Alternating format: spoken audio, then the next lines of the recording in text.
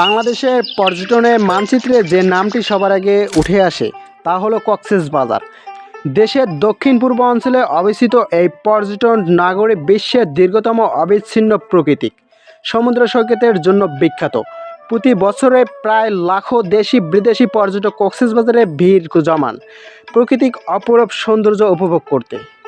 কক্সবাজার সমুদ্র সৈকত প্রায় 120 কিলোমিটার দীর্ঘ। নীল আকাশের নিচে সাগরের ঢেউ আর সোনালি বালুর মেলবন্ধন পর্যটকদের মন কেড়ে নেয় মুহূর্তেই। লাবণী পয়েন্ট, সুগন্ধি বিচ, কলাতলি বিচ ও ইনানি বিচ এখানে সবচেয়ে জনপ্রিয় পর্যটন। বিশেষ করে ভোরের সূর্যোদয় ও সন্ধ্যার সূর্যাস্ত কক্সবাজারকে করে তোলে আরও মোহনীয়।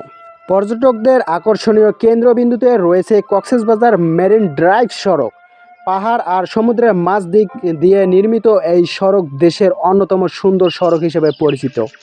এছাড়াও রয়েছে হিমছড়ি জলপ্রপাত, মহেশখালী দ্বীপ, আদিনাথ মন্দির, রামুর বৌদ্ধবিহার ও শপিংয়ের জন্য বার্মিজ মার্কেট পর্যটকদের দারুণ আগ্রহের জায়গা।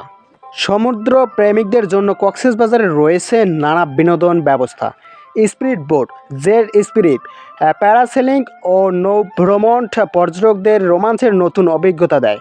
পাশাপাশি কক্সবাজারে শুটকি, সামুদ্রিক মাছ ও স্থানীয় খাবার, উন্নত হোটেল, মোটেল, রিসোর্ট এবং সহজ যোগাযোগের ব্যবস্থার কারণে কক্সবাজার এখন আন্তর্জাতিক মানের পর্যটন নগরী হিসাবে গড়ে উঠেছে। পর্যটন খাতের উন্নয়নে কক্সবাজার দেশের অর্থনৈতিক ও গুরুত্বপূর্ণ ভূমিকা রয়েছে। সবশেষে বলা যায় কক্সবাজার শুধু একটি ভ্রমণ স্থান নয়, এটি বাংলাদেশের গর্ব ও সৌন্দর্য ও সম্ভাবনার প্রতীক। যদি ভিডিওটি একটুকু ভালো লেগে থাকে তাহলে চ্যানেলটিকে সাবস্ক্রাইব করতে ভুলবেন না।